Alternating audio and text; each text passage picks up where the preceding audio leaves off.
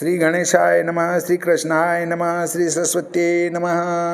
देखिए आज आपको श्री मद्भागवत महापुराण के 10वें स्कंद का 65वां अध्याय श्रवण कराता हूँ। आप प्रेम से मन लगाकर श्रवण कीजिए। 65 में बलराम ने वृंदावन में आए राम रचो यमुना निकट सबको ताप मिटाए। श्री सुखदेव जी बोले कि हे कुरुकुलभूषण, एक समय भगवान बलदेव जी अपने सुहृदों के देखने के लिए रथ में चढ़कर गोकुल को आए और बहुत दिनों से आशा लगाए हुए गोपियों से मिले।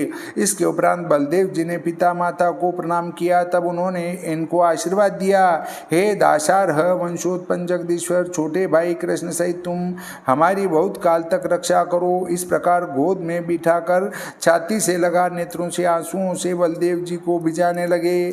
विधि पूर्वक वृद्ध गोपों को प्रणाम करके छोटे गोपों ने इनको प्रणाम किया। इस प्रकार बलदेव जी जैसी जिसकी अवस्था और जिससे मित्रता, जैसा जिससे संबंध था, उसी प्रकार उनको प्राप्त होकर हास्य और हाथ से पकड़ गोपों से मिलकर जब बलराम जी विश्राम ले चुके तब सुखपूर्वक बैठे और कुशल पूछी। उस समय सब गोप की जिन्होंने कमल लोचन श्री कृष्ण के लिए सब विषय त्याग दिए हैं, वे सब बलदेव जी के निकट आकर चारों ओर बैठ गए और प्रेम से गदगद वचन से अपने बंधु यादवों की कुशल पूछने लगे कि हे राम, हमारे सब बंधु तो कुशल हैं, स्त्री और पुत्र सहित तुम हमारी भी कभी शुद्ध करते हो। यह बड़ी प्रसन्नता की बात हुई। जो महादुराचारी पापी कंस मारा गया और यह भी बहुत अच्छा हुआ जो सुरत लोग बंदी खाने से छूट गए, फिर वेरियों का नाश कर समुद्र में द्वारकापुरी बसाई। यह भी अत्यंत मंगल की बात है। बलराम जी के दर्शन से गोपियां प्रसन्न हो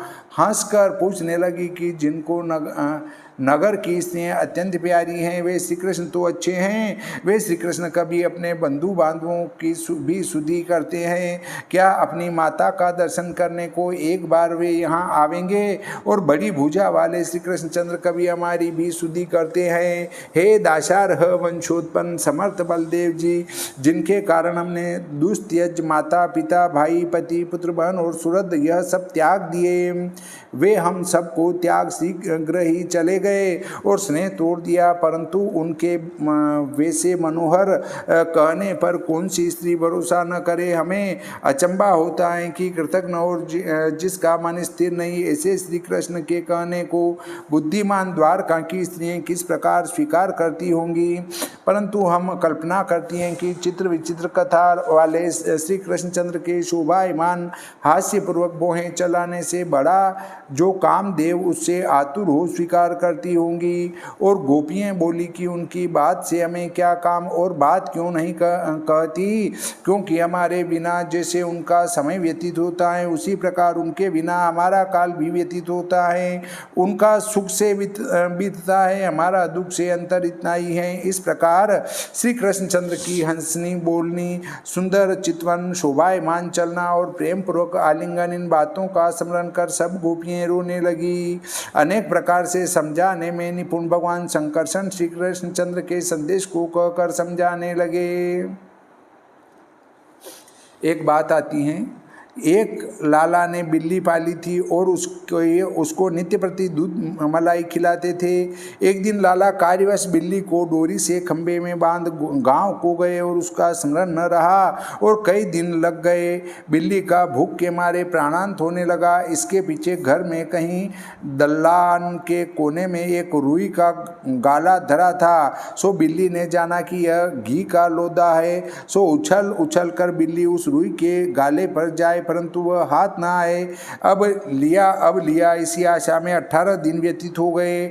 इधर लाला 18 दिन के उपरांत आप आकर कहने लगे कि हरे राम, बिल्ली की तो इतिश्री हो गई होगी, ताला खोलकर देखे तो अभी जीवित हैं। यह विचार जो ही उसकी डोरी खोली कि वह झपट कर रुई के गाले पर गिरी, परंतु वह तो रुई ही थी। इसलिए निराश हो झट बिल्ली के प्राण निकल गए। इसलिए जिए आशा मरे निराशा, यह बात सत्य है।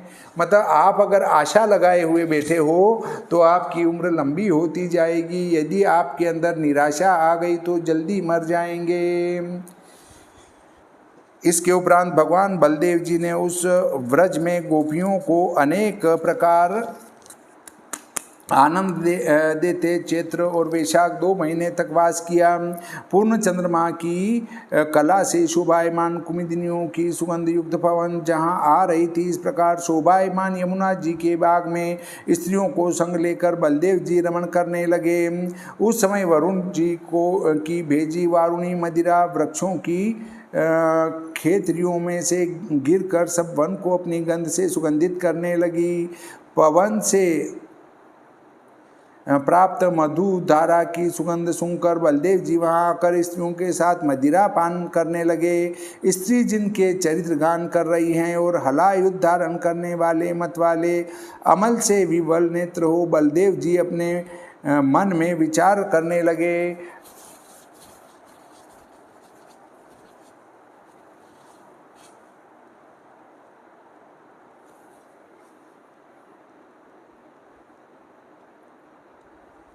वनमाला और कानों में कुंडल पहने मत वाले वैजयंती माला धारण किए, इससे अधिक शोभायमान और पसीने की बिंदु से सुंदर मंद मंद हास्य युक्त कमल रूप मुख धारण किए जल क्रीड़ा करने के लिए सामर्थ्यवान बलदेव जी यमुना को बुलाने लगे। ये मतवाले हैं, इसलिए बलदेव जी के वचन का अनादर करके यमुना नहीं आई। तब भगवान बलदेव जी ने अत्यंत क्रोधित हो हल के अग्रभाग से खींच लिया और बोले कि रे पापिनी, मैंने तुझे बुलाया और तू न आई, इसलिए स्वच्छंद फिरने वाली तुझको मैं हल के अग्रभाग से खंडित कर दूंगा।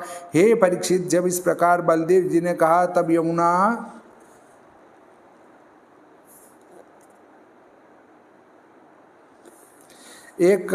यमुना अत्यंत भयभीत और चकित हो उनके चरणों में गिर कर कहने लगी।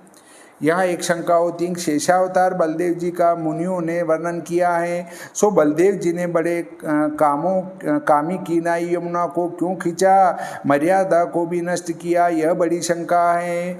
यहाँ उत्तर ये है कि श्री कृष्ण ने जब यमुना से कालिया नाग को बाहर निकाल दिया तब यमुना बहुत अभिमान करने लगी, बिना ही वर्षा के मर्यादा को छोड़कर चढ़ने लगी। मुनिजन मथुरा को और वृंदावन को आते जाते तो रात दिन भरी पाते, नौका को चलाने नहीं दे। इस प्रकार यमुना को उन्मत्त जानकर जल क्रीड़ा के मिश करके बलदेव जी ने यमुना को दंड दिया। हे राम हे महाबाहु, मैं तुम्हारा पुरुषार्थ नहीं जानती। जिन आपके अंश शेष जी ने संपूर्ण पृथ्वी को सहस्त्र फणों में से एक फण पर धारण कर रखा है, हे भगवान, मैं आपके श्रेष्ठ प्रभाव को नहीं जानती, परंतु आपकी शरण आई हूँ, सो आप क्या मुझे छोड़ने के योग्य हो।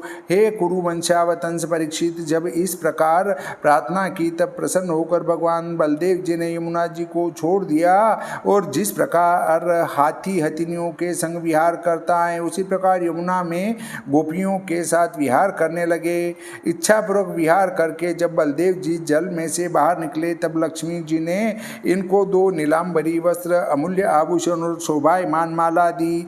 बलराम जी भी नील वस्त्र पहन और सुवर्ण की माला धारण कर अच्छे प्रकार चंदन लगाकर इंद्र के ऐरावत हाथी के समान शोभायमान होने लगे। श्री सुखदेव जी बोले कि हे नृप श्रेष्ठ परीक्षित, महावीरवान भगवान बलराम जी ने यमुना जी को खींचा, इस कारण वह स्थान अब तक अनंत पराक्रम बलराम जी के पराक्रम को जताता है, क्योंकि अब भी वैसे ही देखने में आता है। ब्रज की स्त्रियों के संग विलास करके चलाए मानचित्त बलदेव जी को ब्रज में